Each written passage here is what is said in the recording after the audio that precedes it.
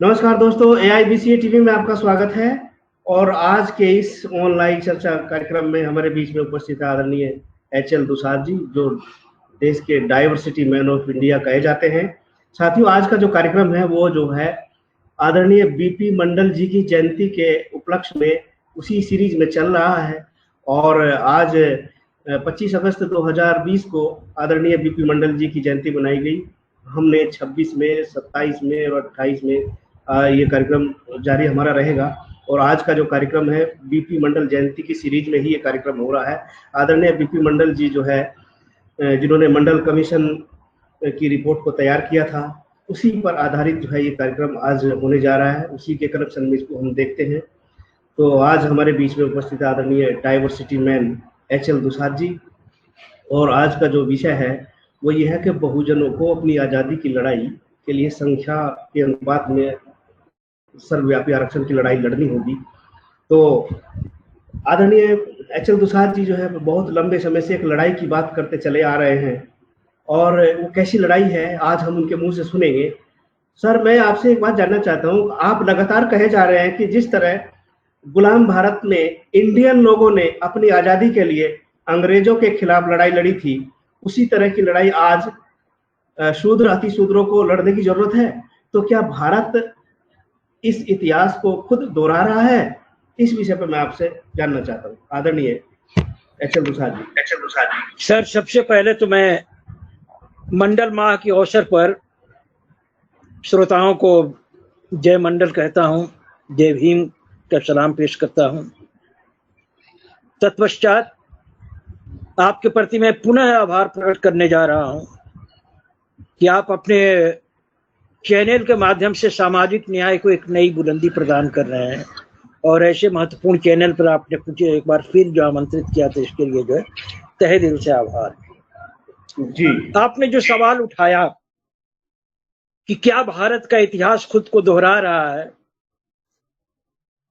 इस विषय पर मैं पिछले कुछ दिनों से कई एक कमेंट लिखे, कई एक आर्टिकल लिखे और बतलाने की कोशिश किया सर कि हाँ, भारत अपना इतिहास दोहरा रहा है। ज्ञानी लोग कहते हैं कि हिस्ट्री अपना जो है रिपीट करती है, हिस्ट्री अपना इतिहास जो है दोहराती है खुद। लोगों की सुनी हुई बात पर उतना मुझे यकीन नहीं होता था, लेकिन हाल के दिनों में जब मैं भारत के इतिहास का सिंहावलोकन करता हूं तो लगता है कि अरे वाह, कितने आश्चर्यजनक ढंग से भारत की हिस्ट्री ने अपने आप को दोहरा दिया। क्या है भारत की हिस्ट्री, क्या है भारत का इतिहास? सर, आप बहुत बेहतर तरीके से जानते हैं कि भारत का इतिहास हजारों साल से गुलामी का इतिहास है। ये मुल्क जो है प्राय 1200 सालों से गुलाम रहा है और उस गुलाम के लिए जिम्मेवार हिंदू धर्म के प्रावधान रहे हैं।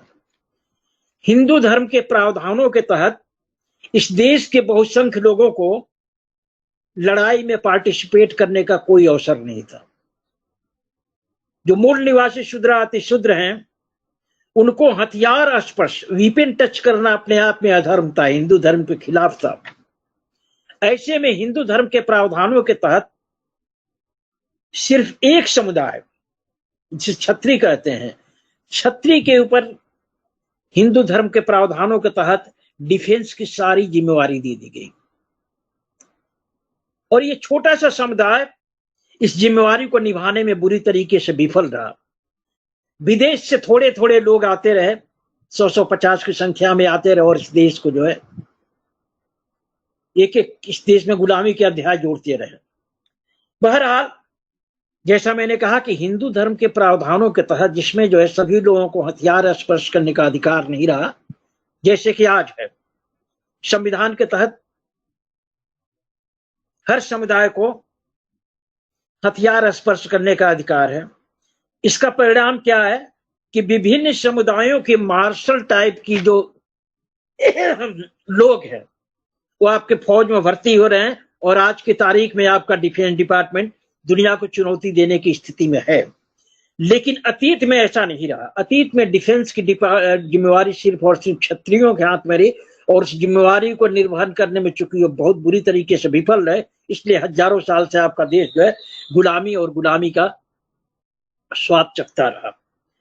बहरहाल हजारों साल की गुलामी के बाद 15 अगस्त 1947 को आपका मुल्क आखिरी विदेशागत विजेता, जो फॉरेन इंट्रूडर्स, जो विदेश के अनुप्रवेशकारी भारत में आकर के अपना साम्राज्य कायम करते हैं, तो आखिरी विजेता अंग्रेज थे, जिससे आपको 15 अगस्त 1947 को आजादी मिली। 15 अगस्त 1947 को जो आजादी मिलती है सर, कोई मामूली घटना नहीं थी। एक लंबे संघर्षों के बाद आजादी मिली थी। आपको पता होगा कि 1885 में जो है आपका वो कांग्रेस की स्थापना होती है और वहां से धीरे धीरे स्ट्रगल चलता है। तो 1885 से लेकर के जोड़िए 1947 में जाकर के आप आजाद होते हैं। एक लंबे संघर्ष के प्रोसेस में आपको आजादी मिलती है। ये जो प्रोसेस चल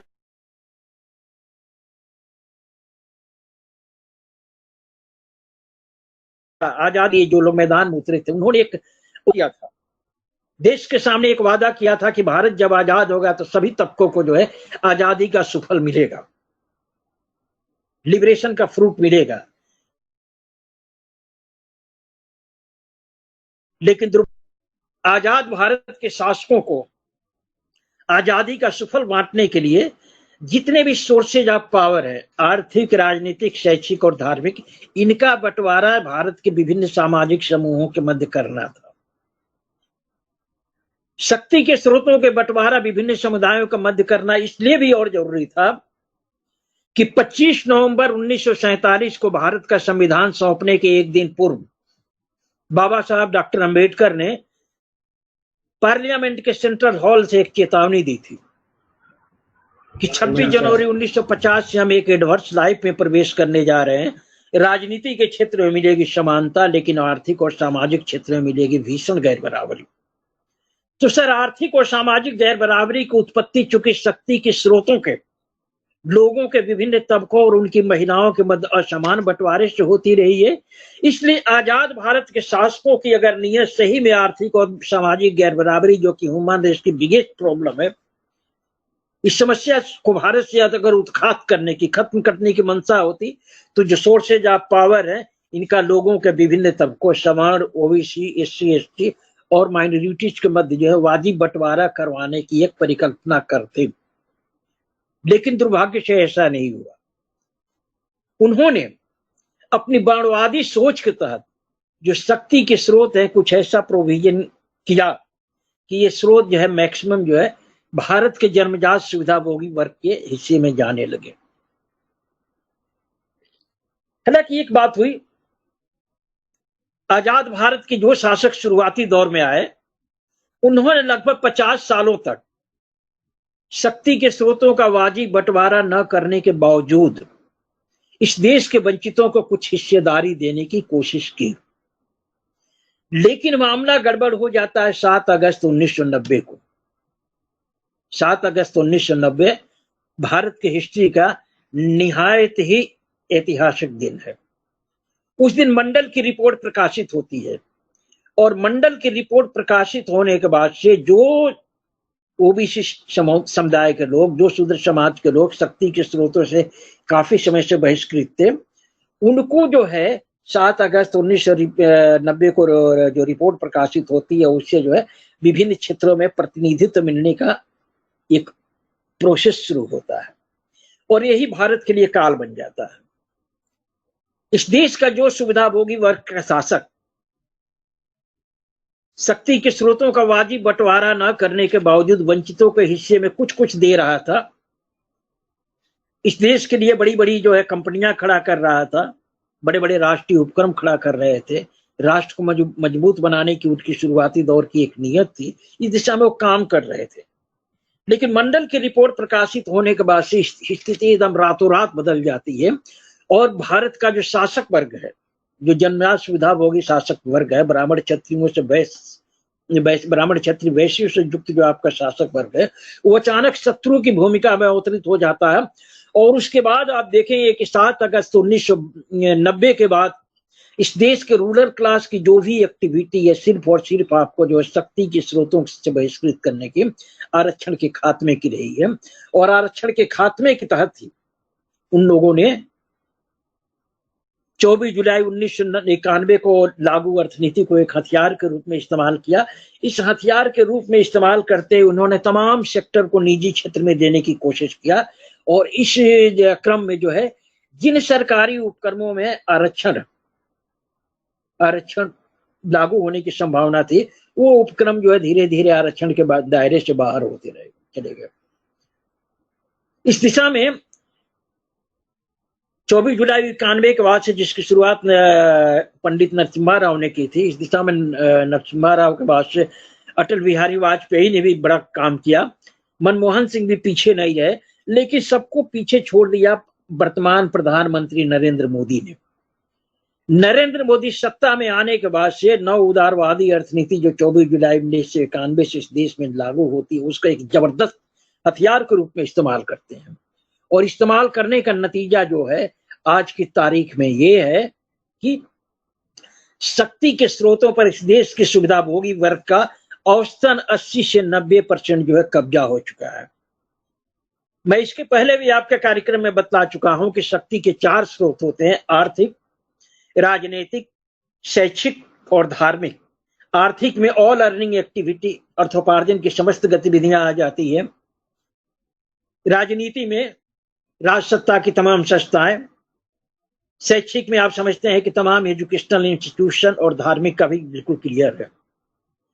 तो नरसिम्हा राव के बाद से अटल बिहारी वाजपेयी, मनमोहन सिंह आगे बढ़ाते हैं, लेकिन उसके बाद से जो नरेंद्र मोदी की सत्ता आती है इसमें पूरी तरीके से जो है सोर्सेज ऑफ जो पावर है, शक्ति के स्रोत है, इससे बहिष्कृत करने की एक जो है धुआंधार परिकल्पना चलाते हैं और उसके तहत जहां जहां जो है आपके लोगों को आरक्षण मिल सकता था उन आरक्षण मिलने वाले जो क्षेत्र हैं, जो सरकारी कंपनियां हैं और तरह तरह की चीजें, सारी चीजों को जो है निजी क्षेत्र में बेचना शुरू करते हैं। और आज जो है किस हद तक का मादा है, प्रधानमंत्री नरेंद्र मोदी ने कहा था कि कोरोना को एक जो है अवसर के रूप में ये करने परिवर्तित करना है और आप देखेंगे कि जब से कोरोना का इम्पैक्ट हुआ उसके बाद से जो है सरकारी क्षेत्र की कंपनियों को जो है निजी हाथ में देने की एक अपार जो है उनमें धुन सवार हो गई है।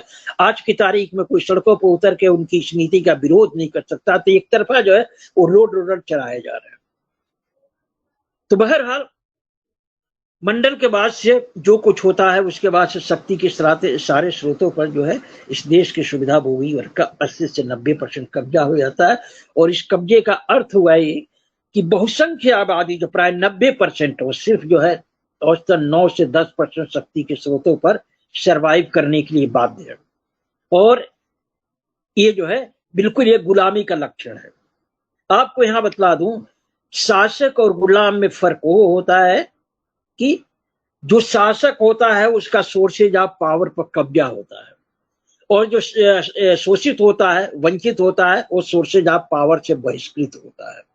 आप देखेंगे कि सारी दुनिया में लिबरेशन की जो लड़ाई हुई इसी मुद्दे पर हुई। पूरी दुनिया का इतिहास आप उलट कर देख लीजिए, जहां जहां क्रांति होती सिर्फ इसलिए होती है कि एक वर्ग के हाथ में जो है शक्ति के स्रोतों का बेहिसाब जो है कब्जा हो जाता है, दूसरा डिप्राइव हो जाता है और डिप्राइव सेक्शन जो है वो गुलाम की स्थिति में आ जाता है। ऐसे में सारी दुनिया में जो है वंचितों को गुलामी की लड़ाई लड़ने की जरूरत पड़ती है। तो आप देखें सर, इतिहास इसलिए होता है, ये अब दोहरा रहा है कि आजाद गुलाम भारत में इस देश के सुविधा भोगी वर्ग के नीतियों के चलते जो है ये देश गुलाम होता है। इस गुलामी इससे जो है ये लंबे संघर्षों के बाद आजादी दिलाते हैं। आजादी दिलाने के बाद से इस देश का शासक वर्ग जो है गोरों अंग्रेजों की भूमिका में आ जाता है और जो मूल निवासी शूद्र अति शूद्र हैं उनकी वो भूमिका हो जाती है जो आम इंडियन की है।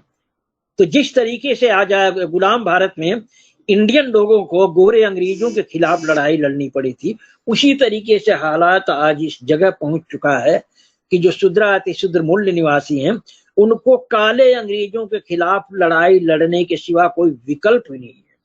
तो इस तरीके से आप देखिए कि जो देश 15 अगस्त 1947 तक गुलाम था, उस देश का बदला हुआ रूप इंडिया तो आजाद है लेकिन भारत जो है फिर नए सिरे से गुलाम बन गया। तो इस तरीके से मैं कह रहा हूं सर कि भारत का इतिहास खुद को दोहराया है और इतिहास दोहराने के माध्यम से आप अगर विवेचना करेंगे तो पाएंगे कि शायद हिस्ट्री में ऐसा कोई एग्जाम्पल ही नहीं। ये स्थिति, इसलिए मैं कहता हूं जो आपने सवाल उठाया कि हाँ भारत में इतिहास ने खुद को दोहराया है और बहुत तेजी से दोहराया है। नेक्स्ट सर, अगला सवाल। जी सर, आपने बहुत अच्छी बात बताई। जी, यहाँ पर जो है आपने बताया कि आज वो हालात पैदा हो गए हैं, जिस तरह से अंग्रेज यहाँ पर राज कर रहे थे और भारत की जनता गुलामी की ओर जकड़ी हुई थी, तो आज शासन जो है यहाँ के मूल निवासी लोगों, यहाँ के देसी लोगों के हाथ में आई सत्ता, और उन्होंने यहाँ के जो दबे कुचले वंचित समाज को उसी राह पर खड़ा कर दिया, जैसे अंग्रेजों के काल में जो है अंग्रेजों ने यहाँ के लोगों को रख रखा था। तो सर, आप यह इतिहास की बातें हो रही है, जब हम इतिहास की बात कर रहे हैं तो आपने कहा इतिहास खुद को दोहराता है और भारत में वो इतिहास दोहराया जा रहा है। तो मैं आपसे एक बात पूछना चाहता हूँ सर, जो है यदि कार्ल मार्क्स के अनुसार पूरी दुनिया का इतिहास वर्ग संघर्ष का इतिहास है, तो क्या भारत का इतिहास क्या है? सर, मैं इस पर आपकी एक गहन टिप्पणी चाहता हूँ कि जैसे कार्ल मार्क्स कहता है कि पूरी दुनिया में जो है जो इतिहास है वो वर्ग संघर्ष का इतिहास है, क्या भारत का इतिहास क्या है, जबकि हम यहाँ इतिहास के संदर्भ में बात कर रहे हैं? Please sir. सही बात है। प्लीज सर, चलिए, जो है आपने इस प्रश्नोत्तर की चर्चा का शुरुआत जो इतिहास से किया है, और इस क्रम में आपका ये सवाल बहुत ही वाजिब है कि भारत का इतिहास क्या है। वैसे सभी लोग जानते हैं कि दुनिया का जो सबसे मशहूर चिंतक, सबसे बड़ा जो परिवर्तनकामी का तबका जिस व्यक्ति को दिया जाता है, वो कार्ल मार्क्स कहते हैं कि दुनिया का इतिहास जो है वर्ग संघर्ष का इतिहास है। वर्ग संघर्ष में क्या होता है? एक वर्ग वो होता है जिसका मीन्स ऑफ प्रोडक्शन, शक्ति के स्रोतों पर कब्जा रहता है। दूसरा वो होता है जो शक्ति के स्रोतों से, मार्क्सवादी भाषा में उत्पादन के साधनों से जो बहिष्कृत होता है वो शोषित होता है, और उत्पादन के साधनों पर जिसका स्वामित्व होता है वो जो होता है शासक होता है, शोषक वर्ग होता है। अब जिनका उत्पादन के साधनों पर मोनोपोली है सर, हिस्ट्री गवाह है कि ऐसे लोग जो है अपने मोनोपोली को, अपने कब्जे को, अपने एकाधिकार को बनाए रखने के लिए बराबर संघर्ष करते रहे। इस संघर्ष के सिलसिले में उन्होंने राज सत्ता का इस्तेमाल जो है इसके खिलाफ किया कि किस तरीके से उनका जो डोमिनेंस है वो बचा रहे। दूसरी तरफ जो वंचित तबका है वो जो है प्रयास करता है कि शक्ति के स्रोतों में उसका शेयर मिले। तो कार्ल मार्क्स का जो ये है सर, जो टिप्पणी है कि दुनिया का इतिहास वर्ग संघर्ष का इतिहास है, बहुत ही फेमस है, इसमें नो डाउट। लेकिन उनके वर्ग संघर्ष के वृक्ष भारत का इतिहास का विवेचन करेंगे सर, तो भारत का इतिहास जो है क्लियर आरक्षण पर संघर्ष का इतिहास है। अगर दुनिया के इतिहास वर्ग संघर्ष का इतिहास है तो भारत का इतिहास आरक्षण पर केंद्रित संघर्ष का इतिहास है। क्यों? कार्ल मार्क्स कहता है जिस उत्पादन के साधनों पर एकाधिकार की बात से जो है शोषक वर्गों का उदय होता है, और उत्पादन के साधनों से बहिष्कार की वजह से जो वंचित एक शोषित वर्ग पैदा होते हैं, जिनमें आपस में जो स्ट्रगल चलता रहा, तो अनवरत चलता रहता, लगातार चलते रहता है। भारत में वो स्थिति सर जो है हजारों साल से जिस व्यवस्था के द्वारा आपका भारत समाज परिचालित होता रहा, वर्ण व्यवस्था जो है हिंदू धर्म का प्राणाधार है, जिसे हिंदू धर्म कहा जाता है। हिंदू धर्म का कोई रूप नहीं है, हिंदू धर्म का अगर कुछ रूप है तो है वर्ण धर्म। तो हिंदू धर्म जो है हजारों साल से जो हिंदू धर्म के फॉलोअर हैं, वर्ण धर्म के प्रोविजन के तहत जो इस देश को परिचालित करते रहते हैं।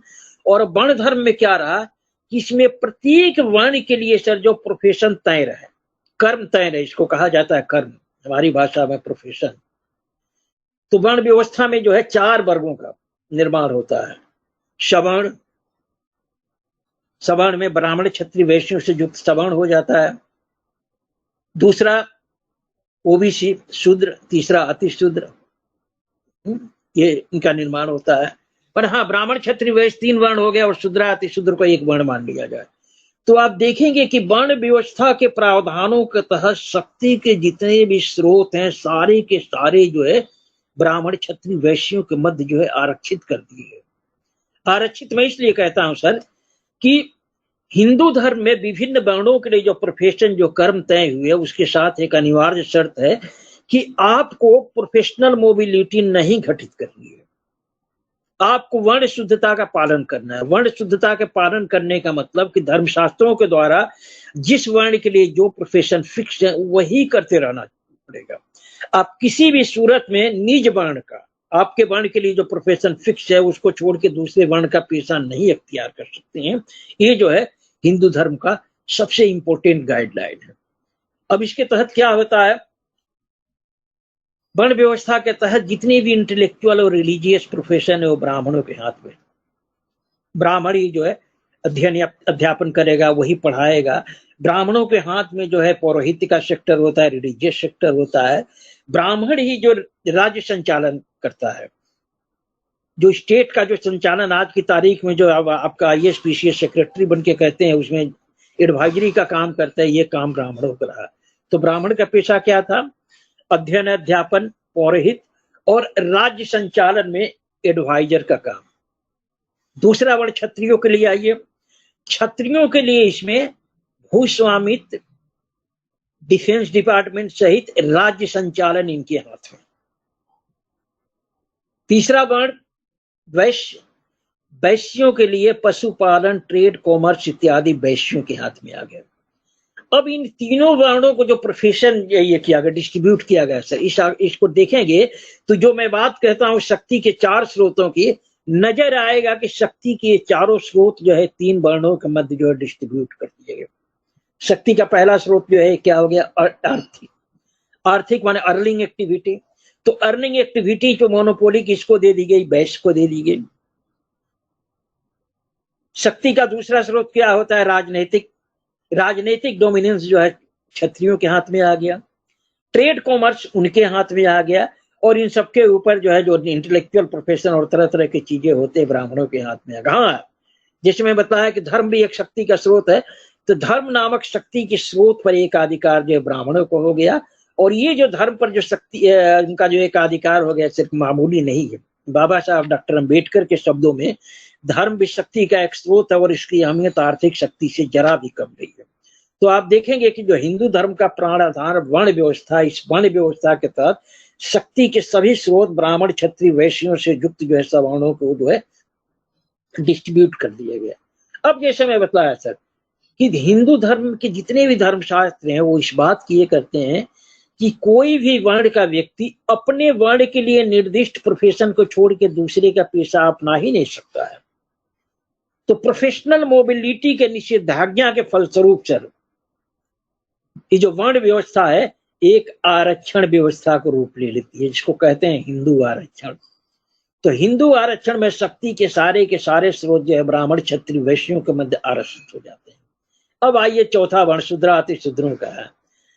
ये जो डिस्ट्रीब्यूशन होता है हिंदू में, इसमें शूद्राति शूद्रों के हिस्से में आती है सिर्फ सर्विस, सेवा, 3 उच्चतर वर्णों की सेवा, और सेवा के बदले में रेम्युनरेशन क्लेम करने का कोई अधिकार नहीं। अब धर्मशास्त्रों का कायदे से अध्ययन करेंगे तो पाएंगे कि इस मोक्ष के लिए शूद्राति, अच्छा ये सारी गतिविधियां जो मोक्ष के नाम पर हुई है, हिंदू धर्म में मोक्ष को सर्वोपरि बतलाया गया। हिंदू धर्म नहीं, तमाम धर्मों में ही मोक्ष को सर्वोपरि बतलाया गया है। तो मोक्ष का मार्ग जो है निज वर्ण के कर्म में स्वधर्म पालन में रहा है। और स्वधर्म पालन के तहत जो है जो शूद्राति शूद्रों को जो धर्म दिया गया वो धर्म क्या था? इनको 3 उच्चतर वर्णों की सेवा करनी है और सेवा के बदले कोई भी जो है रेम्युनरेशन का क्लेम नहीं करना है। तो आप देखेंगे कि हजारों साल से जो धर्म हिंदू धर्म आपके वजूद में है, इस हिंदू धर्म के तहत जो है आपके शूद्र, अति शूद्र, दलित, पिछड़े, आदिवासी और इनसे कन्वर्टेड लोग जो है शक्ति के सारे स्रोतों से पूरी तरीके से बहिष्कृत रहे। बहिष्कृत रहने का मतलब क्या होता है? जैसे मैं शासक और गुलाम की जो परिभाषा बताया कि जो है शासक वो रहते हैं जिनके हाथ में शक्ति के स्रोत रहे, और जो गुलाम वो है जो शक्ति के स्रोतों से बहिष्कृत है। तो आप देखें कि हजारों साल से वैदिक भारत से लेकर के आज तक जो है ये जो इस देश का सुविधा होगी वर्ग सवर्ण, ये शासक की भूमिका में रहे और ये आपके गुलाम की भूमिका में रहे। अब ये भी है मानव जाति की प्रवृत्ति है कि कोई भी सिर्फ वंचना को चुपचाप नहीं सह सकता है। यदि वंचित तबका है तो अपने लेवल पर जो है कोशिश करता है कि शक्ति के स्रोतों में उसको भी शेयर मिले। तो भारत के इतिहास को आपके मान्यवर कांसी राम ने कहा है कि भारत का इतिहास जो जाति संघर्ष का इतिहास है। कुछ इसी किस्म का परिभाषा जो है महात्मा फूले ने दिया है। तो इन परिभाषाओं के निहितार्थ को यदि आप समझेंगे तो आप पाएंगे कि सर जो है जाति के आधार पर वंचित किए गए तमाम तबके शक्ति के स्रोतों में अपने हिस्सेदारी के लिए हजारों साल से लड़ाई लड़ते रहे। अब जिस देवासुर संग्राम की बात करते हैं वो असल में भारत का जो है भारत के इतिहास का क्लास स्ट्रगल है। भारत में इतिहास लिखने की परंपरा नहीं रही। इतिहास जो भी लिखा गया है विजेताओं के नजरिए से, माने आर्यों के नजरिए से लिखा गया है। मूल निवासी शूद्रा अति शूद्रों को जो है इतिहास लिपिबद्ध करने का अवसर नहीं मिला। यदि लिपिबद्ध करने का अवसर मिलता तो क्लियर दिखाई पड़ता। लोग साफ कहते हैं कि भारत का इतिहास जो है वर्ण आपका जो है आरक्षण पर केंद्रित संघर्ष का इतिहास है और इसमें जो है शूद्रा अति शूद्र पूरी तरीके से वंचित रहे और अपने हिस्सेदारी के लिए लड़ाई करते रहे। जैसे आरक्षण संघर्ष किस लिए कि मैं बताया कि सारा प्रोसेस जो है हिंदू धर्म अपने आप में क्या है, ये हिंदू आरक्षण व्यवस्था है। इस आरक्षण व्यवस्था में वंचितों को कुछ नहीं मिला, इसके लिए वो संघर्ष चलाते रहे। और यही जो है अब देखेंगे कि वर्ण व्यवस्था के खिलाफ जो भी संघर्ष है मध्य युग से लेकर के आधुनिक भारत में हमारे जो है फूले, पेरियार, साहू जी महाराज, बाबा साहब अम्बेडकर इत्यादि जो संघर्ष चलाते हैं बस वही है जो मार्क्स ने बताया कि वर्ग संघर्ष में क्या है कि एक वर्ग के हाथ में मोनोपोली हो जाती है तो मोनोपोली जिसके हाथ में उसको बचाए रखने के लिए सारी तरकीब करता है और जो वंचित है वंचित उसमें से हिस्सेदारी की लड़ाई लड़ता है। तो भारत में क्या होता है, जो हिंदू आरक्षण के तहत सवर्णों की मोनोपोली थी, इस मोनोपोली को तोड़ने के लिए जो है मध्य युग में जो है चोखा मेला, कबीर, नानक इत्यादि अपने जो है बहुजन समाज में जन्मे संत तो अपने लेवल में प्रयास करते हैं। लेकिन ये संघर्ष जो है अपने सही फॉर्म में तब आता है जब महामानव फूलों का उदय होता है। फूले के उदय के बाद से उन्होंने जो आइडिया दिया था शक्ति के स्रोतों में हिस्सेदारी का, इस हिस्सेदारी को जो है 26 जुलाई 1902 को जो है इम्प्लीमेंट करते हुए साहू जी महाराज आपको आरक्षण देते हैं। प्रवर्ती काल में संभवतः 1929 में पेरियार के प्रयासों से दक्षिण भारत में ये जो आपका जो शूद्रा अति शूद्र वंचित तबका है उसको हिस्सेदारी मिलता है। जरा ख्याल करें, आरक्षण मिलता है। सर आरक्षण के विषय में पुनः आपको याद दिलाना चाहता हूँ, आपके दर्शकों को जी है मैं इस बात को रुकाना चाहता हूँ कि आरक्षण कुछ नहीं है, शक्ति के स्रोतों से जबरन डिप्राइव किए गए लोगों को शक्ति के स्रोतों में हिस्सेदारी दिलाने का एक कानूनी माध्यम है। एक जंगली और बर्बर समाज जिसमें जियो और जीने दो की भावना नहीं है, ऐसे समाज में आरक्षण के सिवा कोई बेहतर विकल्प हो ही नहीं सकता है। आपको याद होगा साहू जी महाराज जब कोल्हापुर में रिजर्वेशन की शुरुआत किए थे तो उस समय जो है सुविधाभोगी वर्ग ब्राह्मणों को जो बड़ा आपत्ति हुई थी, उन्होंने इस चीज को लेकर के जो है काफी उनकी आलोचना किया था। तो साहू जी महाराज जो एग्जाम्पल के लिए ले जाते हैं अस्तबल में, वहां दिखलाते हैं वो 2 घोड़े हैं, वो क्या नाम है चना डालते हैं और चना के लिए जो घोड़ों को छोड़ देते हैं। जो मजबूत घोड़ा है सारा खा लेता है और जो कमजोर है बेचारा ही कर लेता है। तो भारत का समाज जो है हजारों साल के इतिहास में आज दुनिया के सबसे जंगली और बर्बर समाज के रूप में है। यहाँ के लोगों में जियो और जीने दो की भावना ही नहीं है। यहाँ के लोग चाहते हैं कि जितने भी सोर्सेज ऑफ पावर है, जितनी भी सुख सुविधाएं हैं वो सिर्फ और सिर्फ हमारे हाथ में रहे। ऐसे जंगली समाज में आपको वंचितों को हिस्सेदारी दिलाने का एकमात्र जो माध्यम हो सकता था आरक्षण, जिसकी लड़ाई की शुरुआत जो है वैचारिक रूप से फूले करते हैं। परवर्ती काल में साहू जी महाराज पीरियड से होते होते जब एक्सट्रीम पर पहुंचता है बाबा साहब के द्वारा। बाबा साहब संविधान में जो कुछ प्रावधान कराते हैं वो कुछ नहीं है। शक्ति के स्रोतों में हिस्सेदारी क्या है? भारत का जन्मजात सुविधा भोगी वर्ग की जो मोनोपोली थी उस मोनोपोली को तोड़ने का उन्होंने प्रयास किया।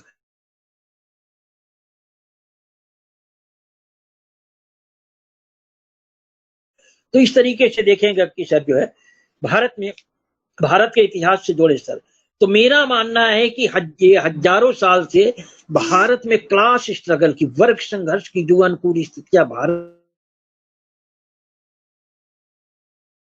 के इतिहास में, क्या होता है इस देश में मार्क्सवाद का जो झंडा बुलंद करने वाले तबके हैं वो सुविधा भोगी वर्ग से रहे।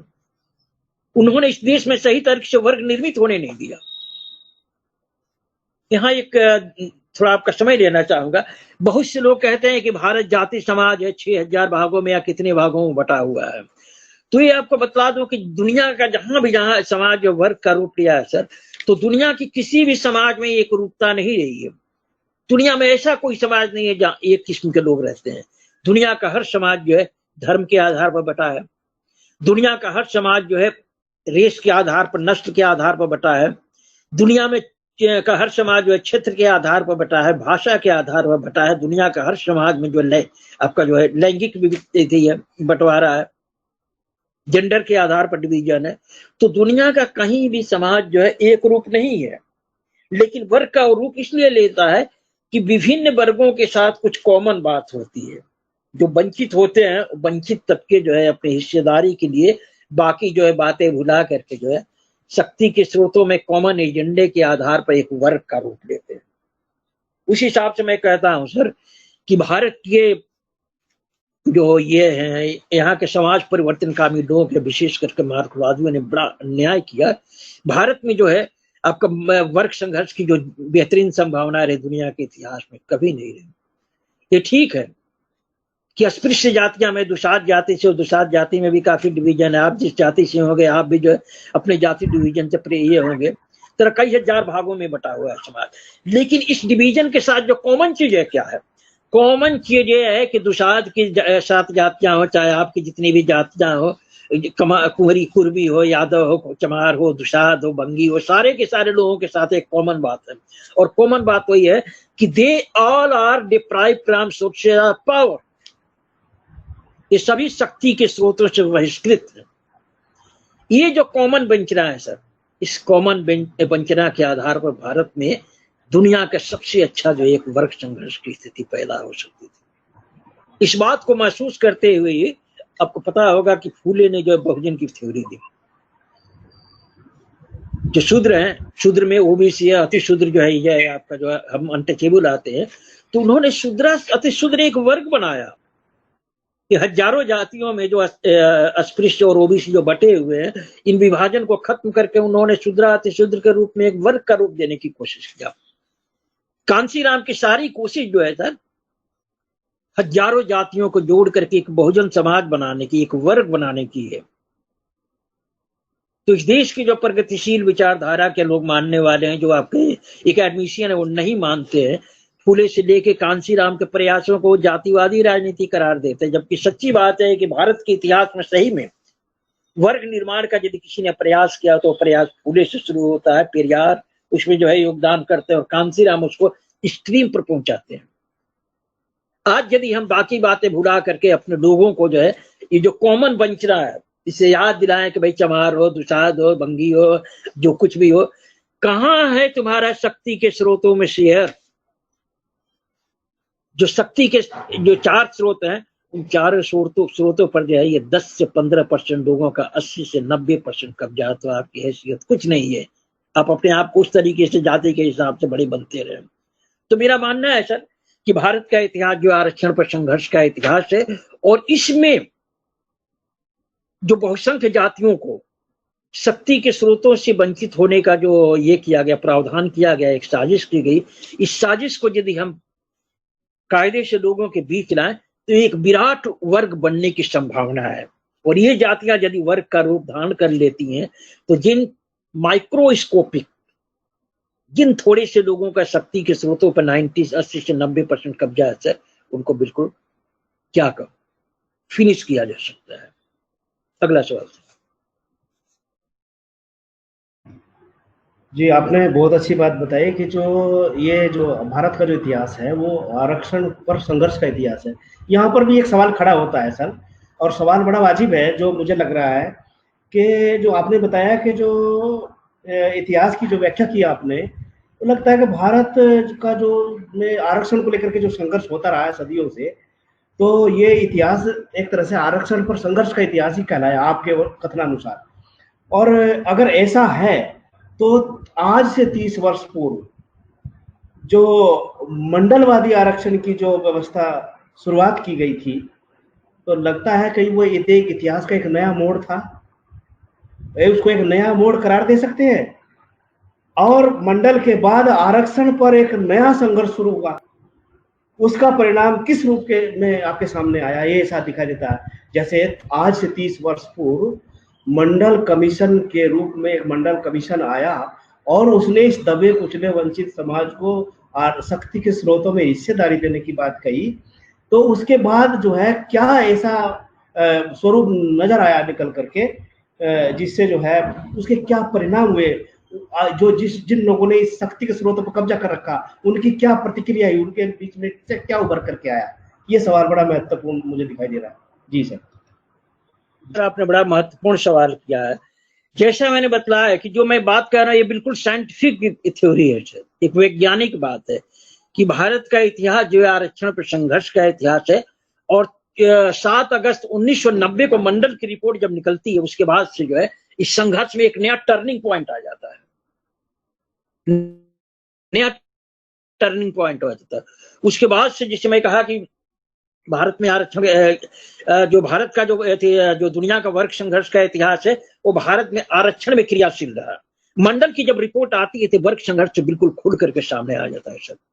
आप शायद 1990 में छात्र रहे होंगे, जब अपनी जरा मेमोरी पर ध्यान दें, आसपास के अपने लोगों से पूछे। मंडल की रिपोर्ट प्रकाशित होने के बाद ही सर, उस समय जो है मैं मंडलवादी नहीं हुआ करता था, मैं सुविधाभोगी वर्ग के खीमे का व्यक्ति था। मैंने जो है वो मंजर अपनी नजरों से देखा है। मंडल की रिपोर्ट प्रकाशित होते ही इस देश के छात्र जो है आपको संपदा दाह से लेकर के आत्मदाह में जुट जाते हैं। मंडल की रिपोर्ट प्रकाशित होने के बाद से इन छात्रों के जो गार्जियन है पूरी तरीके से जो अपने बच्चों के साथ हो लेते हैं। मंडल की रिपोर्ट प्रकाशित होने के बाद से जो मीडिया है, जिसे लोकतंत्र का चौथा स्तंभ कहते हैं, मीडिया बिल्कुल जो शत्रु के रूप में उभर जाती है, पूरी तरीके से जो मंडल के खिलाफ माहौल बनाने में तत्पर हो जाती है। मंडल की रिपोर्ट जब प्रकाशित होती है तो इस देश के सुविधा भोगी वर्ग की जो पॉलिटिकल पार्टियां वो देखिए क्या करती है। इसी मंडल के खिलाफ जो है सितंबर 1990 से लाल कृष्ण आडवाणी जो है रथ यात्रा शुरू कर देते हैं।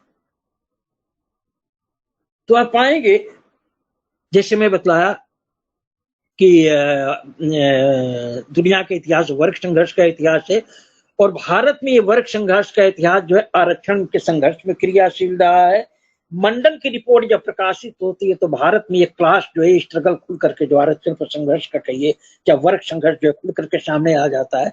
उसके बाद से सुविधा भोगी वर्ग के लोगों के जो है, उनके छात्र, उनके पढ़े लिखे लेखक, उनकी मीडिया, उनके गार्जियन, उनके पूंजीपति और उनकी तमाम पॉलिटिकल पार्टियां जो है मंडल से मिले आरक्षण के खिलाफ जो है अपना अपना अभियान छेड़ देती है। उस अभियान छेड़ने का क्या इम्पैक्ट हुआ आप तो जानते ही हैं। तो मंडल के बाद से भारत में सबसे बड़ा वर्ग संघर्ष शुरू होता है सर।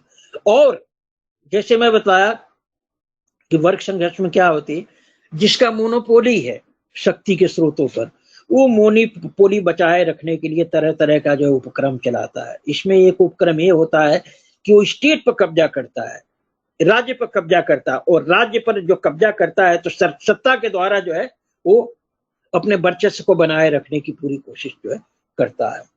अब देखेंगे कि मंडल के बाद से भारत में जो एक आपका जो ये होता है ऑलमोस्ट एक तरफा जो है क्लास स्ट्रगल शुरू हो गया, क्योंकि हमारे लोग जो है अनजान थे।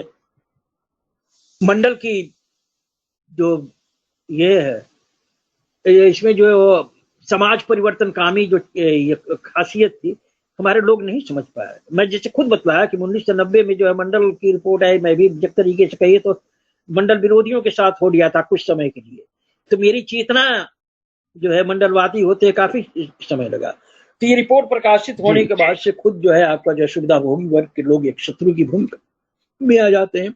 खुद अपने समाज के जो अज्ञानी लोग हैं, ओबीसी समाज के लोग हैं और सब जो है, जो लड़का कोई गोस्वामी हुआ करता था दिल्ली यूनिवर्सिटी का जिसने सुसाइड किया, वो पिछले वर्ग का था सर, मंडल के खिलाफ इसने किया। तो मंडल के बाद जो है ये रिपोर्ट प्रकाशित होने के बाद से भारत में क्लास स्ट्रगल, आरक्षण पर संघर्ष खुल करके सामने आ जाता है। इस संघर्ष में अपना मूल निवासी शूद्र अति शूद्र समाज के लोग तो एक तरीके से दर्शक ही बनकर के रह गए, लेकिन सुविधाभोगी वर्ग के लोगों ने जो एक्शन दिखलाया वो तो जो है अपने आप में इतिहास है। बहरहाल इनके गार्जियन, इनकी मीडिया, इनके पूंजीपति, इनके तमाम लोग सक्रिय होते हैं, इनके पॉलिटिकल दल भी जो है मंडल के खिलाफ ये होते हैं, लेकिन सबसे कारगर होता है मंडल के बाद सत्ता में आते हैं पंडित नरसिम्हा राव। नरसिम्हा राव सत्ता में आने के बाद से 24 जुलाई 1991 को नव उदारवादी नियो इकोनॉमिक पॉलिसी, इसको एलपीजी कहा जाता है, ये अडॉप्ट करते हैं और उनका बस एकमात्र ये था। जैसे मैं बताया कि भारत का इतिहास आरक्षण पर संघर्ष का इतिहास है, तो ये 24 जुलाई 1991 को जो एलपीजी पॉलिसी अख्तियार की जाती है वो सिर्फ और सिर्फ आरक्षण के खात्मे के लिए की जाती है। और इस पॉलिसी पर नरसिम्हा राव तो चले ही, बाद में उनको फेल कर दिया उसने, अटल बिहारी वाजपेयी ने। अटल बिहारी वाजपेयी जिसे आपको जो संगठन से जुड़े थे, संघ से, संघ परिवार के लोगों ने नव उदारवादी नीतियों के खिलाफ जब बड़े पैमाने पर देश में तोड़फोड़ किया, बड़े पैमाने पर प्रदर्शन किया। संघ के एक बड़े विचारक हुआ करते थे, वो आपका ये जुड़े हुए थे, देवर से जुड़े हुए थे, दत्तोपंत ठेंगड़ी, यूनियन चलाते थे। दत्तोपंत ठेंगड़ी ने कह दिया था कि अब जो स्थितियां और परिस्थितियां बन या बनाई जा रही है, उसके फलस्वरूप भारत आने वाले दिनों में विदेशियों का गुलाम बन जाएगा। फिर हमें स्वाधीनता संग्राम के बाद अपनी आर्थिक मुक्ति की लड़ाई लड़नी पड़ेगी। जो बात मैं सर शुरू में कहा कि आज हालात ऐसे हो गए हैं कि मूल निवासी शूद्र अति शूद्रों को जो है अपनी मुक्ति की लड़ाई लड़नी है, तो सुविधाभोगी वर्ग के दत्त फैला दिए कि अब ये जो न्यू इकोनॉमिक पॉलिसी आई, एलपीजी आई है, एलपीजी के फलस्वरूप भारत जो विदेशियों का गुलाम बन जाएगा और हम लोगों को कुछ वैसी ही लड़ाई लड़नी पड़ेगी जैसी जो स्वाधीनता संग्राम के लिए गांधी एंड कंपनी ने किया था उस। तो एलपीजी के खिलाफ सर जितना उन्होंने खतरा दिखलाया था और अपने आप को ये राष्ट्रवादी कहते हैं, तो लोगों को यकीन था कि यदि नरसिम्हा राव सत्ता से हट जाते हैं और उनकी जगह यदि जो है राष्ट्रवादी पार्टी का कोई व्यक्ति सत्ता पर काबिज होता है, तो अंततः एलपीजी जैसी खतरनाक नीति जिसके चलते आने वाले दिनों में देश को विदेशियों का गुलाम बन जाना है, ये नीति जो है वापस ले ली जाएगी, खत्म कर दी जाएगी। लेकिन अजूबा खड़ा होता है। नरसिम्हा राव के बाद से अटल बिहारी वाजपेयी जब सत्ता में आते हैं, तो अटल बिहारी वाजपेयी उनको गुरु घंटाल कहते थे। नरसिम्हा वाजपेयी की सारी कोशिश रही है अपने गुरु घंटाल को बौना बनाने में, और उसने बौना बना दिया। एलपीजी को बहुत ही खतरनाक गति से वो जो है आगे बढ़ाते हैं।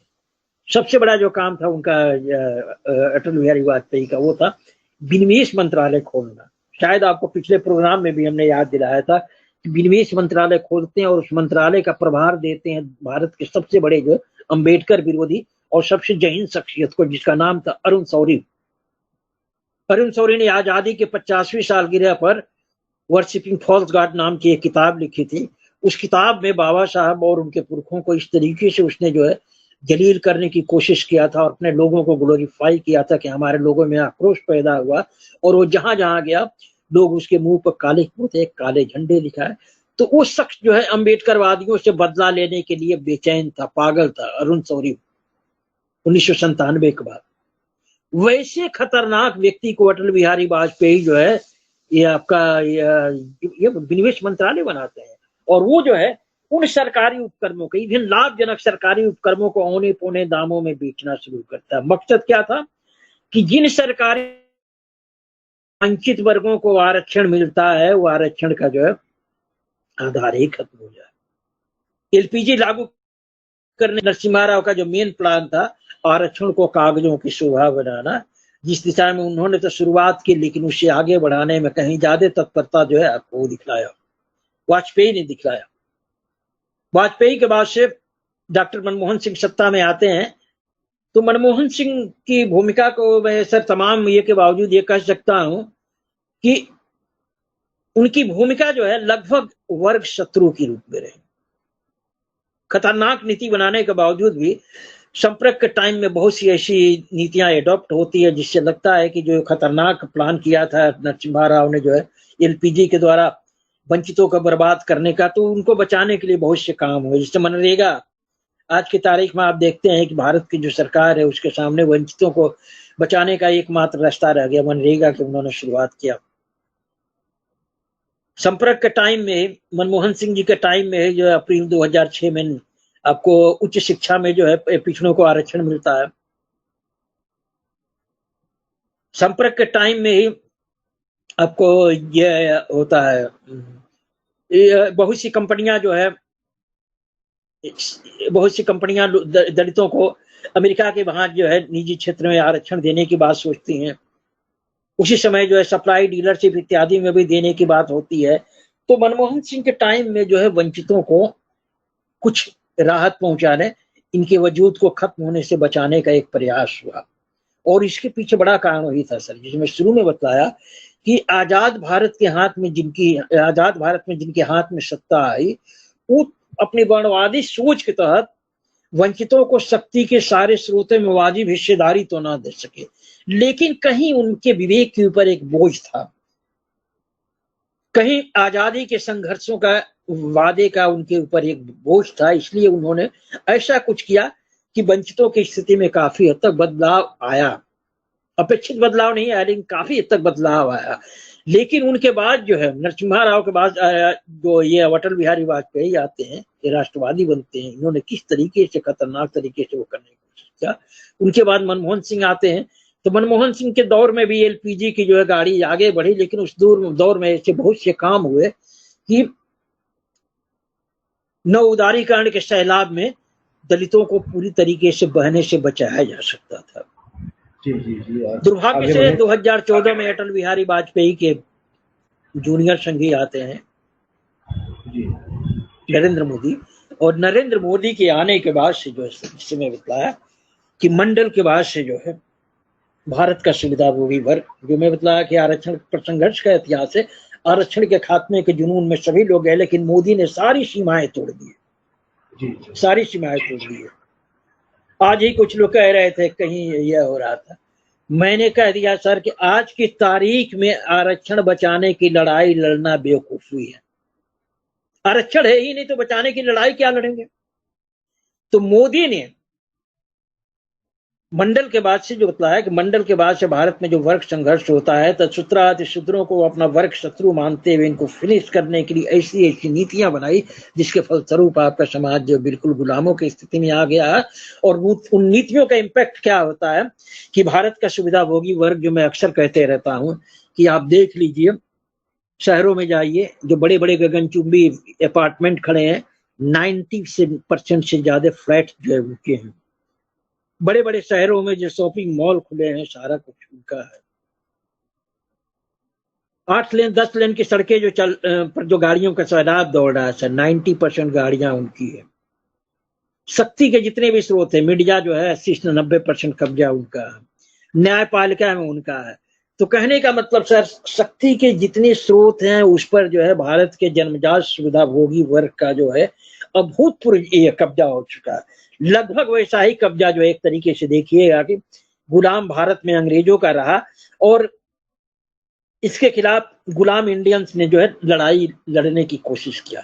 तो आज मोदी जहां पर आपको खड़ा किए हैं सर, जो है आपको आजादी की लड़ाई लड़ने के सिवा कोई रास्ता नहीं है, कोई रास्ता नहीं है। Thanks sir.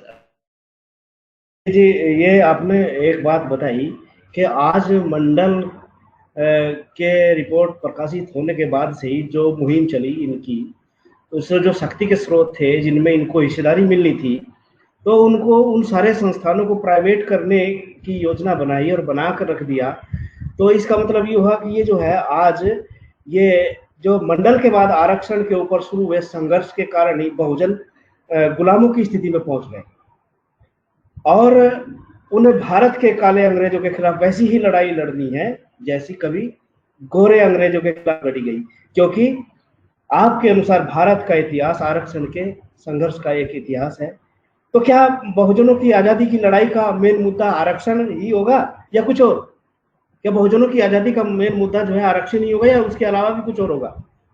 जी सर। हमारा इतिहास है। देखिए, जैसे मैंने कहा कि सर, भारत का इतिहास जो आरक्षण पर संघर्ष का इतिहास है, नए सिरे से आप इतिहास की विवेचना कीजिएगा। जो ब्राह्मण क्षत्रिय वैश्यों से युक्त सवर्ण है, उसके बाद से शूद्र अतिशूद्र, इन वर्गों में कहीं से भी अगर क्लास ये था तो खुल करके नहीं आया, लेकिन जो भी है उसमें अगर आप गहराई से देखेंगे तो वही था जो है शक्ति के स्रोतों पर हिस्सेदारी के लिए सवर्णों का एकाधिकार था, उस एकाधिकार को तोड़ने की इन्होंने कहीं से कहीं कोशिश की। तो हाँ सर, तो अब जैसे मैं बताया कि भारत को मैंने शूद्र अतिशूद्रों को उस स्टेज में पहुंचा दिया गया है कि अपनी आजादी की लड़ाई लड़ने के सिवा सर कोई विकल्प ही नहीं है।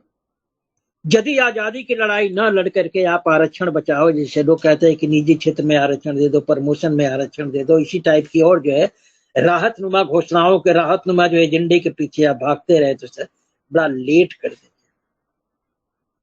वो दौर चला गया कि निजी क्षेत्र में आरक्षण बढ़ाना है, फलाना जगह ये करना, कुछ नहीं, खत्म हो गया। अब आपको जो है सीधा जो है ये लड़ाई हो गई है आजादी की लड़ाई, लिबरेट होने की। आजादी की लड़ाई मतलब ये, जैसे अंग्रेजों के खिलाफ जो है इंडियन लोगों ने लड़ाई लड़ी, उनको सत्ता से बाहर किया, सत्ता से बाहर करने के बाद से सारी चीजें जो उनके हाथ में आई और वो अपना निर्णय लेकर के उस जो कुछ है स्टेट का उपयोग किए, शक्ति के स्रोतों का बंटवारा किया। तो ठीक वैसे करने के सिवा आपके सामने जो है कोई रास्ता नहीं।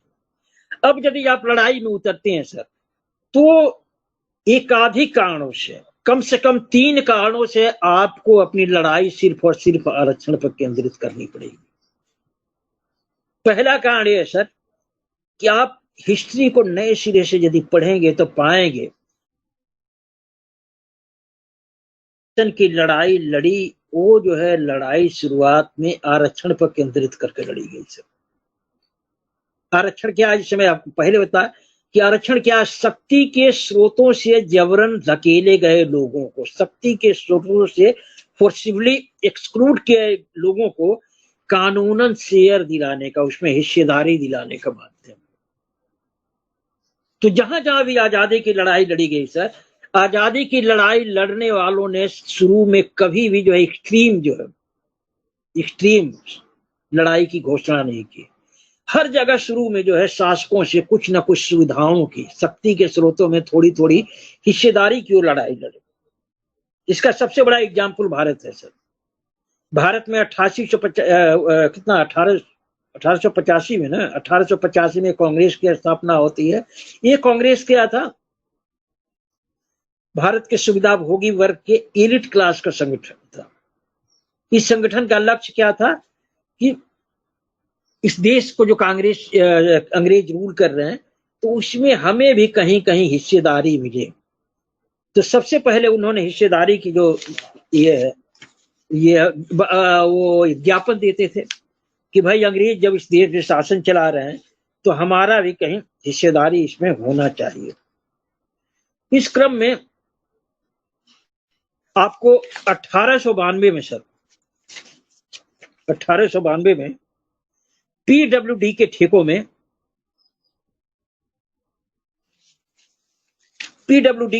आरक्षण कांग्रेस देश को मिलता है। 900 शायद कुछ सीट थे पीडब्ल्यू के, दूसरे पीडब्ल्यूडी के सेकंड क्लास की सीटें। तो उसमें ये लोग जो लगातार विनम्र मांग कर रहे थे कि इसमें हमारे भी इंडियन लोगों को भी हिस्सेदारी देनी चाहिए, तो अंग्रेज लगातार इनकी जो विनम्र मांग हुई उसका कंसिडर करते हुए उन्होंने शेयर दे दिया।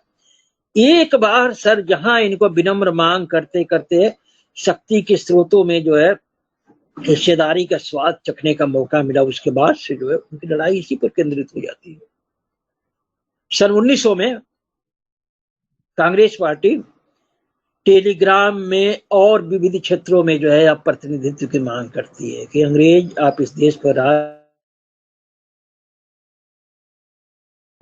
हमारे लोगों को वैसे ऑडिटर बनाओ, वकील बनाओ, सप्लायर बनाओ, तमाम चीजों में हिस्सेदारी की उग्रता के साथ नहीं, विनम्रता के साथ ही मांग करते रहे। इसी क्रम में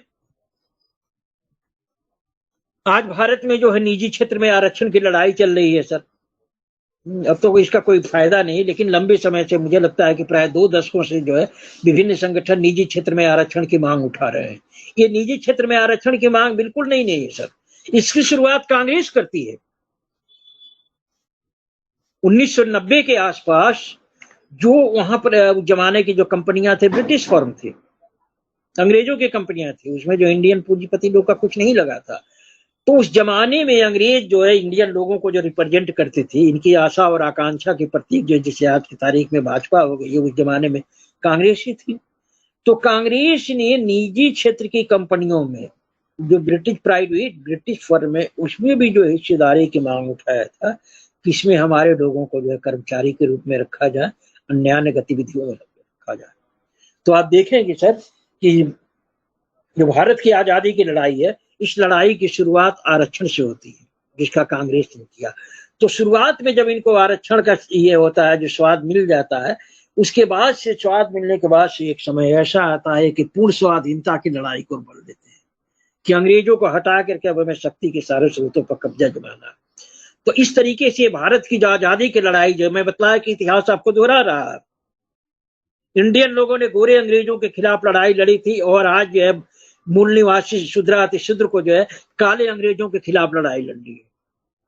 तो उस जमाने के भारतीय लोगों ने गोरे अंग्रेजों के खिलाफ जो पॉलिसी अडॉप्ट की थी, वो था आरक्षण पर संघर्ष की शुरुआत के जरिए उन्होंने जो है वो किया, अपनी लड़ाई लड़ी। और आज जबकि आप काले अंग्रेजों के खिलाफ लड़ाई लड़ने जा रहे हैं,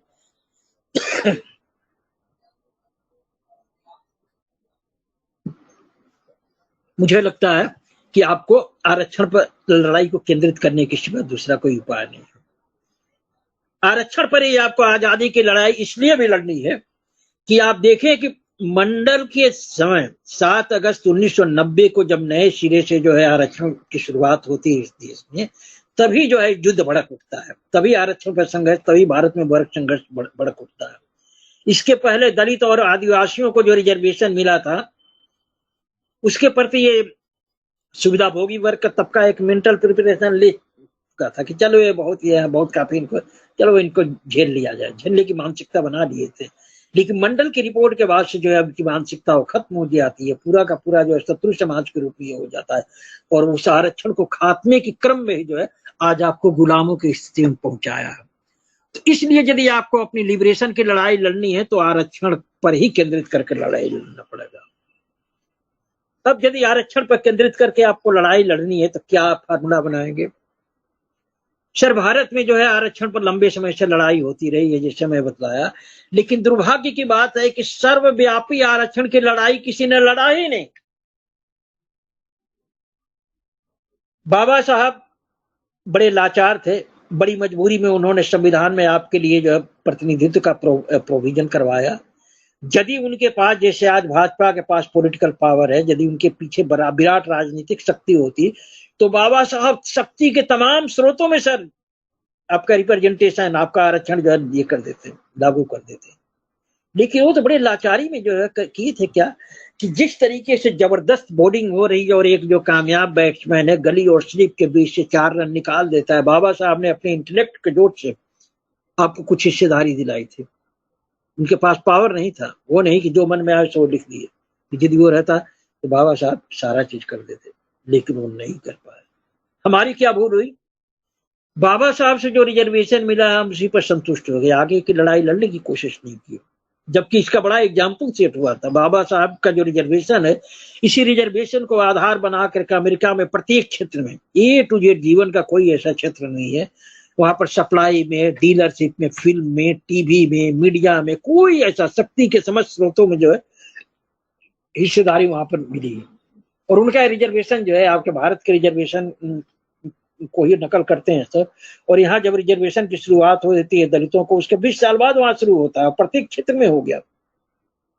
तो बाबा साहब ने जो दलितों को रिजर्वेशन दिलवाया शुरू में, इससे प्रभावित होकर के इनको समस्त क्षेत्रों में लड़ाई लड़नी चाहिए, तो नहीं लड़े। परवर्ती काल में जो है दलित जितने भी आरक्षण से सीमित थे, भारत का सुविधा भोगी और उसको किसी तरीके से झेल लिया था। लेकिन जब मंडल की रिपोर्ट आती है वो बिल्कुल उग्र हो जाता है, उसके बाद से आरक्षण को फिनिश करने की लड़ाई लड़ता है। तो अब जो है आरक्षण को फिनिश कर चुका है। अब अपने लोगों को इस लड़ाई में यदि आप तैयार करना चाहते हैं तो आपको जो है सर्वव्यापी आरक्षण का सपना देना पड़ेगा। जैसे मैं आपको बताया सर कि आरक्षण क्या है। आरक्षण शक्ति के स्रोतों से जबरन दूर धकेले गए लोगों को, सोर्सेज ऑफ पावर से फोर्सिबली डिप्राइव किए गए लोगों को शेयर दिलाने का कानूनी माध्यम है। तो आप यदि आजादी की लड़ाई लड़ना चाहते हैं तो आपकी लड़ाई का जो है एक सपना आपको देना पड़ेगा। लड़ाई क्यों?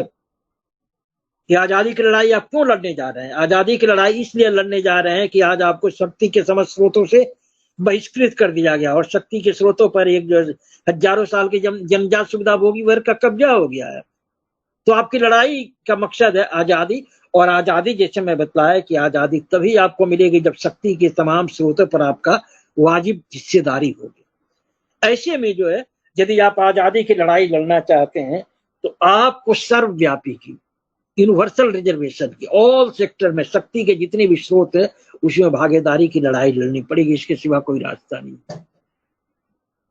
कितना दुख की बात है सर, हम लोग विगत कई सालों से प्राय 2 दशक से समझा रहे हैं कि आप ऑल सेक्टर में आरक्षण की लड़ाई के एक स्लोगन दो ना, स्थिति बदल जाएगी सर। लेकिन देखिए आप पिछले जो है नई सदी के जो ये है आपका जितने भी चुनाव हुए उन चुनाव का मैनिफेस्टो पढ़ के देखिए।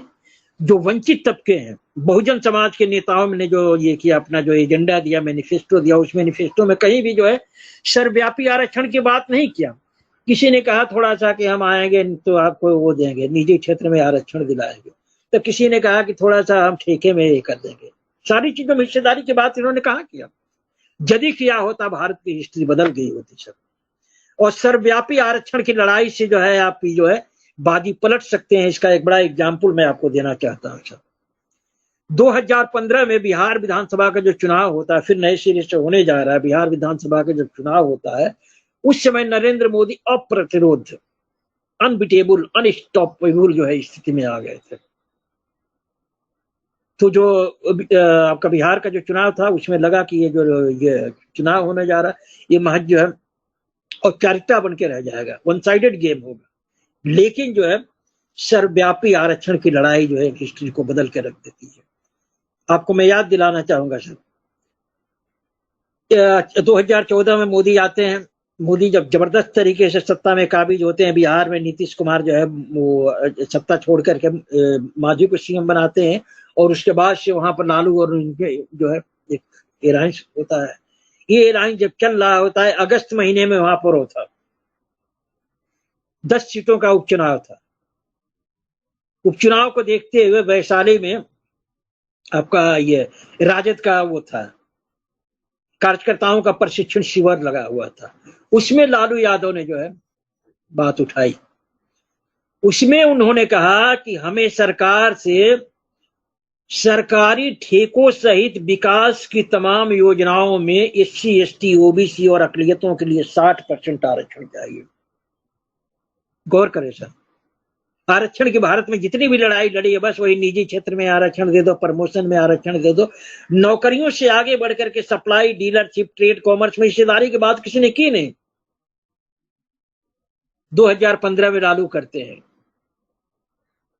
और लालू सिर्फ इतनी ही बात का नतीजा क्या होता है कि अगस्त 2014 में जो उपचुनाव का रिजल्ट आता है, 10 में से 6 सीटें जो है आपका गठबंधन जीत लेता है, नीतीश और लालू की पार्टी जीत लेती है। प्रवर्ती काल में 2015 में जो होता है विधानसभा का चुनाव गठित होता है, और विधानसभा के चुनाव में आपको मालूम है कि एक मौका मिल गया लालू जी को। मनमोहन क्या नाम, भागवत, क्या नाम, कोसम भागवत करके है आरएसएस वाला, उसने कह दिया आरक्षण की समीक्षा होनी चाहिए। लालू यादव ने इसको एक अपॉर्चुनिटी के रूप में लिया। उसके बाद से पूरे बिहार में उन्होंने शोर फैला दिया कि तुम आरक्षण का खात्मा करना चाहते हो, अगर हम सत्ता में आएंगे तो अपने लोगों को सभी क्षेत्र। भारत के पॉलिटिशियन जो इस बात को गौर कर जाते हैं कि 2015 के इलेक्शन में सफलता का सबसे बड़ा कारण था आरजेडी की तरफ से सर्वव्यापी आरक्षण का वादा, और हिस्ट्री बदल जाती है। जो सोचा नहीं जा सकता था कि मोदी हारेंगे, और मोदी बुरी तरीके से हार सकते हैं सर। तो मैं कह रहा हूं सर कि यदि आपके एक्टिविस्ट, यदि आपके नेता सर्वव्यापी आरक्षण का मुद्दा लेकर के जो है लड़ाई में उतरते हैं, जीत आपकी बिल्कुल गारंटी, 1000% गारंटी देता है कि जीत आपकी होगी, आप लिबरेट हो जाएंगे। और जिनका शक्ति के स्रोतों पर 90% कब्जा है सर, उनकी स्थिति साउथ अफ्रीका के गोरों जैसी हो जाएगी। साउथ अफ्रीका, इसके पहले मैं बता चुका था कि साउथ अफ्रीका में जो है 8 से 10% जो गोरे थे, उनका 80 से 90% शक्ति के स्रोतों पर कब्जा था। लेकिन जब मूल निवासी दक्षिण अफ्रीका वालों के हाथ में सत्ता की बागडोर आती है और संविधान बना करके एक ऐसा प्रोविजन देते हैं कि जिस कलर्ड बेस्ड, वहां की सोसाइटी एक रंग आधारित है, जिस कलर्ड बेस्ड सोसाइटी का जो प्रतिनिधित्व है, जो संख्या अनुपात है, उस अनुपात में उसको तमाम क्षेत्रों में अवसर दिया जाएगा। और संविधान जब लागू करते हैं तो जिन गोरों का 80 से 90% कब्जा था, वो जो है आपको 8 से 9% सिमटने पर काबू मजबूर होते हैं। और आज जो है साउथ अफ्रीका के गोरे वहां से भाग रहे हैं, साउथ अफ्रीका छोड़ के भाग रहे हैं। यदि आप कायदे से सर्वव्यापी आरक्षण की लड़ाई लड़ते हैं सर, तो मेरा दृढ़ विश्वास है, 1000% जो है विश्वास है कि जो स्थिति साउथ अफ्रीका के गोरों की हुई, वही जो है भारत के जन्मजात सुविधा भोगी वर्ग की हो सकती है। Thank you sir. अगला सवाल। जी, आपने बहुत अच्छी बात कही कि जो है संख्यानुपात में सर्वव्यापी आरक्षण की लड़ाई लड़नी होगी और स्थिति बदल जाएगी, और शासन सत्ता में और देश के प्रत्येक साधन और संसाधन में या शक्ति के स्रोतों में जो वाजिब हिस्सेदारी की बात अगर हम लोग करने लगेंगे और सर्वव्यापी आरक्षण की बात करने लगेंगे, तो निश्चित रूप से जो है बहुजन आजादी की ओर बढ़ेंगे। तो सर मेरा सवाल है ये, अगर संख्यानुपात में सर्वव्यापी आरक्षण की लड़ाई लड़कर ही बहुजन अपनी आजादी की लक्ष्य हासिल कर सकते हैं, तो प्लीज सर्वव्यापी आरक्षण का रूप बताइए, ये क्या होगा, इसका स्वरूप क्या होगा, कैसे वो सर्वव्यापी संख्यानुपात में आरक्षण की लड़ाई लड़ेगा, इसका एक स्वरूप भी मैं आपसे जाते जाते जानना चाहता हूँ। जी सर। बहुत मैं धन्यवाद देना चाहूंगा सर इस सवाल के लिए। इस सवाल के बहाने मुझे जो है कुछ, मैं जिस संगठन से जुड़ा हूँ, डाइवर्सिटी की बात भी आपने करने का अवसर दे दिया। सर आपको पता है कि बहुजन डाइवर्सिटी नाम का एक संगठन है, लेखकों का संगठन है।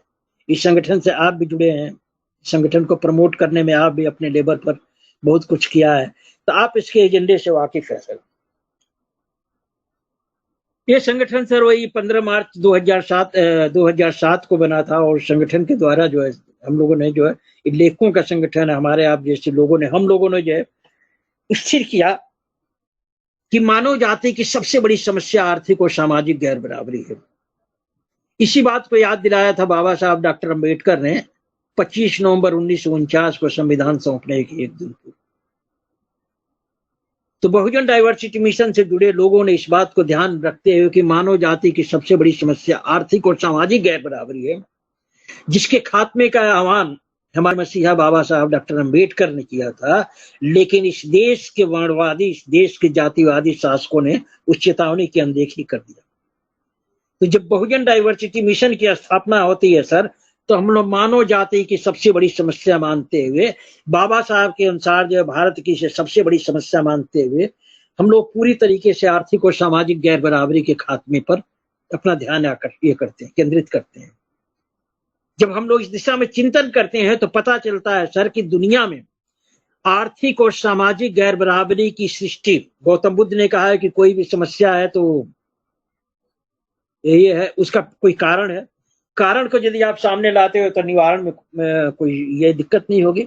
तो हम लोगों ने जो भारत की जो सबसे बड़ी समस्या है आर्थिक और सामाजिक गैर बराबरी, इसके कारणों की तफ्तीश करने की कोशिश की, तो पता चला है कि शक्ति के स्रोतों के विभिन्न तबकों और उनकी महिलाओं के मध्य असमान बंटवारे से ही जो है मानव जाति की सबसे बड़ी समस्या की सृष्टि होती है। पूरे यूनिवर्स की ये मानव जाति की सबसे बड़ी ये समस्या है, और पूरे यूनिवर्स में देखें तो सर जो है इसी हिसाब से, जैसे मैं बताया कि दुनिया के हर देश में एक किस्म का नहीं, विविध किस्म के समाजों का स्थान रहता है, और इन विविध समुदायों के मध्य शासक वर्ग जब कायदे से जो है शक्ति के स्रोतों से का बंटवारा नहीं करता है, तब जाकर के इसकी सृष्टि होती है।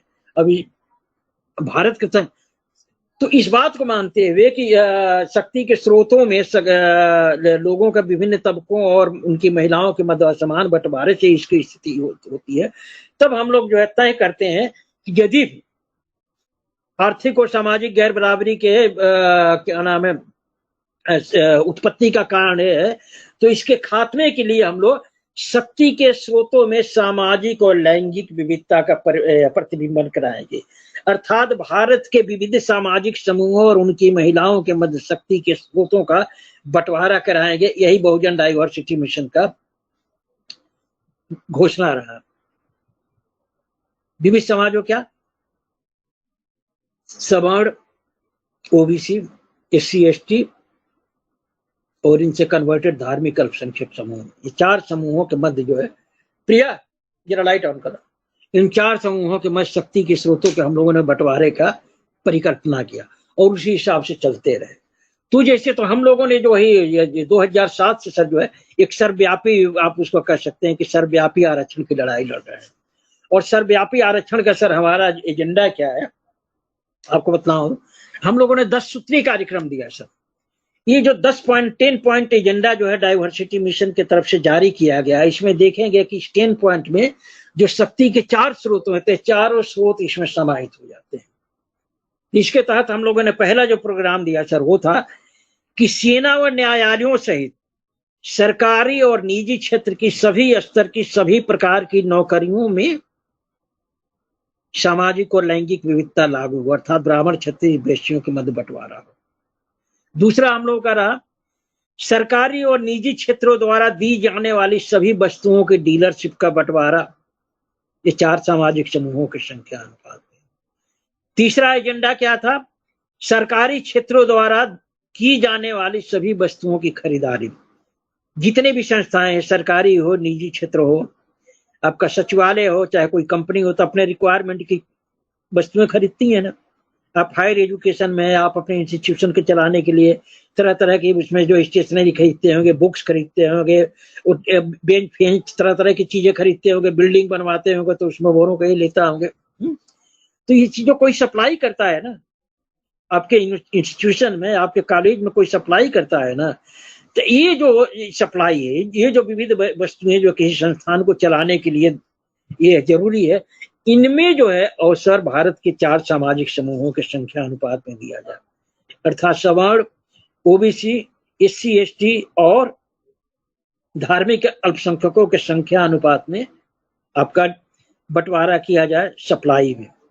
डीलरशिप, कोई भी संस्थान होता है तो कुछ उत्पाद करता है, प्रोडक्ट, जैसे आज जो हम ये बैठे हैं, टीवी है, हमारे बगल में बोतल पड़ा हुआ है, और भी तरह तरह की चीजें हैं। तो विविध सामान जो तैयार होते हैं सर, तो इनको कस्टमर तक पहुंचाने के लिए डीलरशिप देनी पड़ती है, एजेंसी देनी पड़ती है। तो हम लोगों का जो ये था कि ये जो डीलरशिप है, एजेंसी है, उसमें जो है भारत की सामाजिक विविधता का रिफ्लेक्शन हो, अर्थात सवर्ण, ओबीसी, एससी एसटी और धार्मिक अल्पसंख्यकों के संख्या अनुपात में इसका बंटवारा हो। जबकि आप देखें कि डीलरशिप पर मोनोपोली किनकी है, थोड़े से लोग, 8-10% लोग जो है पूरे शहरों में जो है अपना वो शोकेस खोल करके रखे हैं।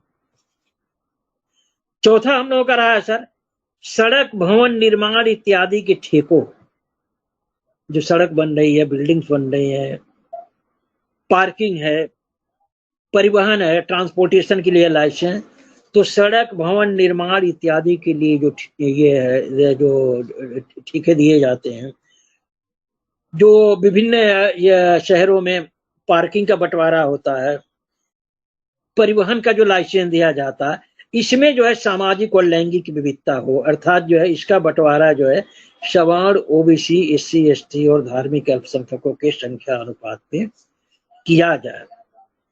पांचवा हम लोगों का रहा सरकारी और निजी क्षेत्र द्वारा चलाए जाने वाले छोटे बड़े स्कूलों, ये बड़ा महत्वपूर्ण चीज है सर, छोटे बड़े स्कूलों, विश्वविद्यालयों, तकनीकी या व्यवसायिक शिक्षण संस्थानों के प्रवेश अध्यापन में बंटवारा।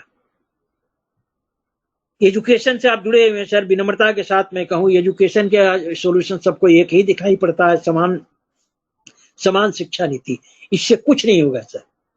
समान शिक्षा नीति के तहत चलिए जो है ये छात्र पहुंच गए, एक ही किस्म के कोर्स पढ़ेंगे, लेकिन जो है एजुकेशन से जुड़े हुए 3 फैक्टर है। पहला तो छात्र उसमें भर्ती होते हैं, आप उनको पढ़ाते हैं, तो प्रत्येक एजुकेशनल इंस्टीट्यूशन में जो छात्र एडमिशन पाते हैं उस छात्रों में भी विविधता दिखनी चाहिए, अर्थात सवर्णों के उतने ही छात्र ये प्रवेश पाए जितनी उनकी संख्या है, ओबीसी के छात्रों को उतना मिलना चाहिए जितना उनका ये है, एससी एसटी का उसी तरीके से माइनॉरिटीज का। और सिर्फ एडमिशन नहीं, एडमिशन के बाद चाहिए सर जो है उसमें एक प्रशासनिक विभाग होता है। आप जिस कॉलेज में पढ़ा रहे हो उसमें प्रशासनिक रजिस्ट्रार फजिस्ट्रार क्या क्या होते हैं, उसमें भी बंटवारा होना चाहिए। और तीसरा जो है स्टाफ होता है, टीचिंग स्टाफ, इसमें बंटवारा होना चाहिए।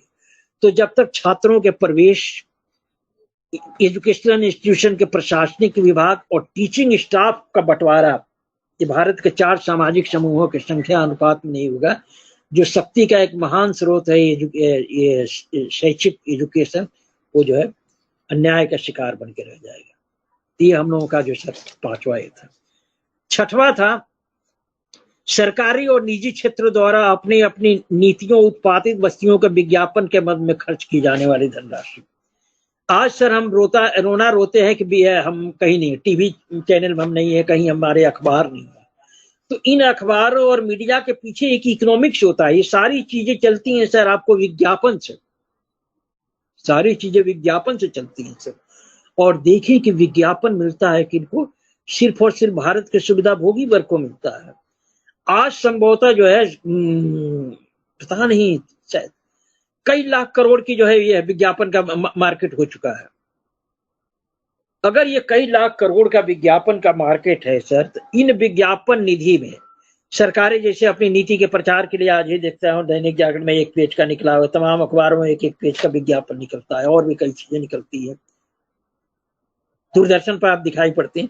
तो ये जो विज्ञापन है सर, इस विज्ञापन निधि का बंटवारा यदि होता है 4 सामाजिक समूहों के अनुपात में, ये हमारी लड़ाई है सर। यदि ये लागू हो जाती है तो ये लाखों करोड़ का जो विज्ञापन के लिए जो बजट तैयार होता है उसमें सवर्णों को सिर्फ और सिर्फ 15% जो है धनराशि मिलती, और नतीजा होता कि 85% टीवी और अखबार आपके होते सर, जो इस देश के आपके जो है नेतृत्व ने नहीं सोचा।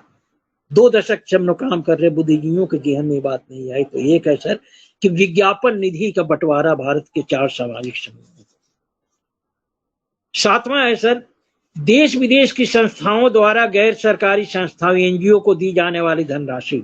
आप देख रहे हैं कि आपका टोले मोहल्ले गली गली में एनजीओ खुले हुए सर। एनजीओ को ये पैसा जो है विदेश से मिलता है, राज्य सरकारें अपना मैक्सिमम काम जो एनजीओ से चलाती हैं। तो ये जो ये पैसा एनजीओ को आता है सर, एनजीओ का पैसा सारा का सारा सुविधा भोगी वर्ग के हाथ में चला जाता है। तो हम लोगों की लड़ाई ये है कि एनजीओ को जितने भी देश विदेश से मिलती है धनराशि वितरित की जाती है, उन धनराशि का बंटवारा 4 समाजों के संख्या अनुपात में एनजीओ में हो, अर्थात सवर्णों के द्वारा संचालित एनजीओ को सिर्फ 15% ही मिलना चाहिए। ओबीसी का जो संख्या अनुपात है उस अनुपात में जो है एनजीओ चलाने के लिए फंड उनको चाहिए, एससी एसटी को चाहिए, माइनॉरिटीज को चाहिए। ये 7वां एजेंडा है सर। 8वां में आइए, फिल्म, प्रिंट व इलेक्ट्रॉनिक मीडिया, फिल्म के सभी प्रभागों में, ये फिल्म और टीवी मीडिया है सर, तमाम जो है इस चीज है। इसमें देखेंगे कि माइक फूकने वाले जितने भी लोग हैं सब उनके हैं, एक्टिंग करने वाले उनके लोग हैं, टेक्नीशियन उनके हैं, ये जो बड़ा बड़ा जो आपका ये बनता है, ये सब जो नाचने गाने वाला सब उनके हैं। अमेरिका में सर क्या है आपको बता दूं कि मीडिया में चाहे नाच गान का जो ही प्रोग्राम होता है, कैसेट नहीं, वीडियो सब नहीं बनाते, इसमें सैकड़ों लड़के नाचते फाचते रहते हैं। तो उसमें वहां तक भी है कि ये जो 100 लोगों को लेकर के एक वीडियो बन रहा है, तो इस वीडियो में जो है जो उसमें जो काम करेंगे, जो एक्टर्स काम करेंगे, उनका बंटवारा जो है नस्ली आधार पर ही होगा। तो अपनी लड़ाई ये है सर कि फिल्म टीवी के प्रभावों से लेकर के जितने भी मनोरंजन इंडस्ट्री में काम हो रहे हैं उनका बंटवारा 4 सामाजिक समूहों के संख्या अनुपात से हो। और यहाँ आपको याद दिलाना चाहूं कि भारत में जो कला है निहायत ही दोयम दर्जे की है। भारत के जितने बड़े से बड़े टॉप स्टार, बड़े से बड़े डायरेक्टर और एक्ट्रेस हैं, सारे के सारे विदेशियों का नकल करके 2 पैसे की कमाई कर रहे हैं। इनमें मौलिकता कुछ नहीं है। यदि मौलिकता होती तो ऑस्कर में भी झंडा गाड़ते, लेकिन कहीं नहीं है। ये हमको जो है, जैसे अभी देखिए कि एक लड़की जो है कंगना रनावत ने क्या ये किया, तो इनके मेरिट इनके पास कुछ नहीं है सर। ये विदेशियों के द्वारा जो है फिल्म मीडिया इत्यादि की टेक्नोलॉजी विदेशियों के इसका फायदा उठा के कर रहे हैं। तो अपना लड़ाई ये है, एजेंडा नंबर 8 है कि जो है इनके बंटवारे में जो है ये 4 सामाजिक समूहों के। 9वां है सर कि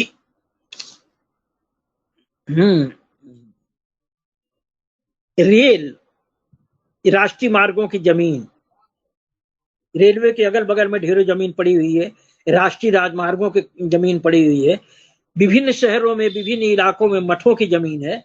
ये जमीन इत्यादि जो है आपको SC ST को दे दिया जाए व्यवसायिक इस्तेमाल के लिए। सर अपने बहुजन डाइवर्सिटी मिशन संगठन के तहत जो है हम लोगों ने भूमि में बंटवारे की लड़ाई कभी नहीं लड़ी। इसलिए नहीं लड़ी कि भारत के जितने भी संगठन है जब से देश आजाद हुआ तब से भूमि के बंटवारे की लड़ाई लड़ते रहे, और उस लड़ाई का क्या परिणाम हुआ आप जानते हैं।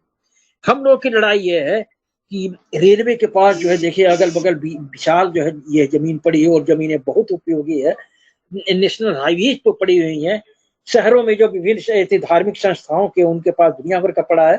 तो आप उनका बंटवारा किस हिसाब से करें। हमारे लोगों को 12 बाई 10 का स्पेस खाली दे दो दुकान खोलने भर का।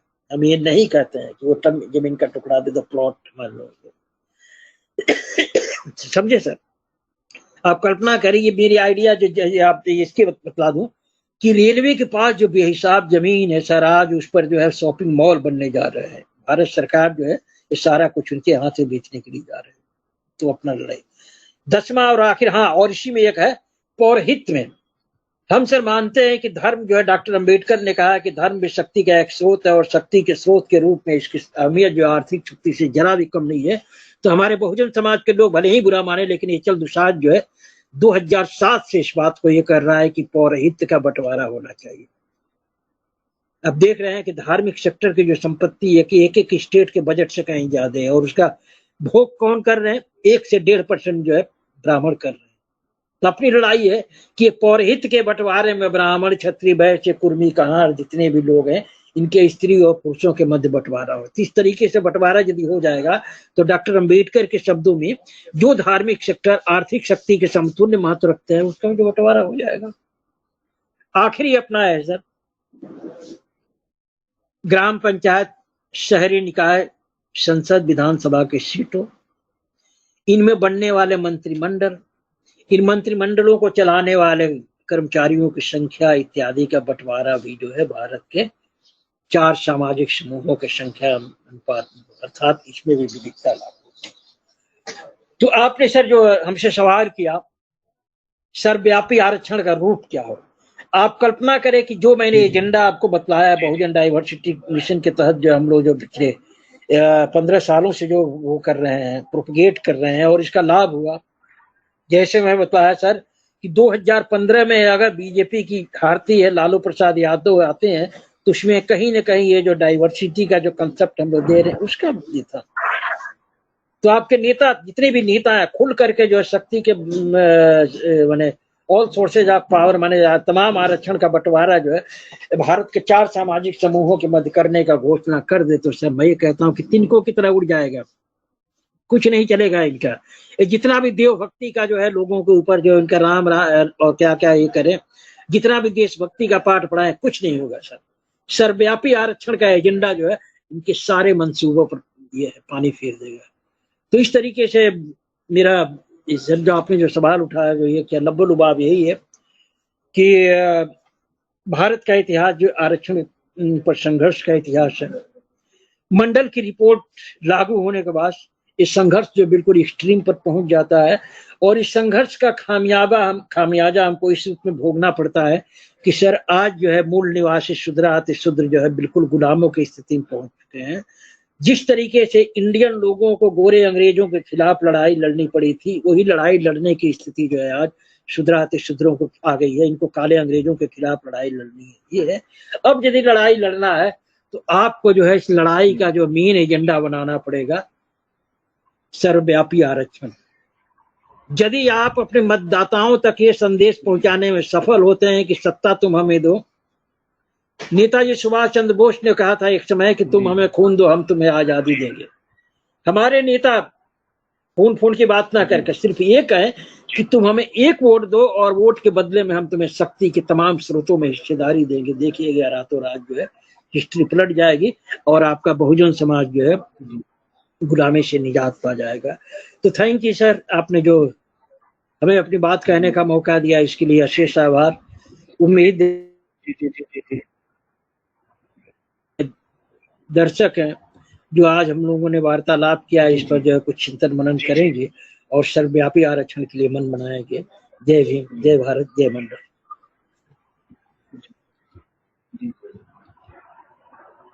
धन्यवाद सर, आप हमारे इस चैनल पे आकर के अपने बहुत ही महत्वपूर्ण सुझाव दिए और मैं आपका शुक्रिया अदा करना चाहता हूं, क्योंकि आपने इस दबे कुचले वंचित समाज की मुक्ति का मार्ग, इस बहुजन समाज की मुक्ति का मार्ग, इसकी मुक्ति की लड़ाई, इसकी लड़ाई का क्या स्वरूप होगा उसके बारे में बताया। मैं आपका तहे दिल से शुक्रिया अदा करना चाहता हूं और सभी दर्शकों से मेरा विनम्र निवेदन है, इस डिबेट को जन जन तक पहुंचाइए, लाइक करिए, शेयर करिए, कमेंट करिए, हमारे सुझाव भेजिए। एक नंबर हमारी स्क्रीन पर चल रहा है, स्क्रीन पर आप हमें बात कर सकते हैं, हमें मैसेज भेज सकते हैं, व्हाट्सएप नंबर है हमारा, उस पर हमें सुझाव दे सकते हैं। मैं इन्हीं शब्दों के साथ आप सभी का हार्दिक स्वागत अभिनंदन करता हूं। साथ ही साथ एचएल दुसाद जी को हृदय से साधुवाद देता हूं कि जिन्होंने बहुत ही कीमती समय देकर के इस इतनी उम्र में भी इतनी ऊर्जावान तरीके से एक ऊर्जावान पूरे इस माहौल को ऐसे बना दिया। शायद आज हम अपनी लड़ाई लड़ने के लिए तैयार हो जाएंगे। इसके लिए बहुत बहुत धन्यवाद।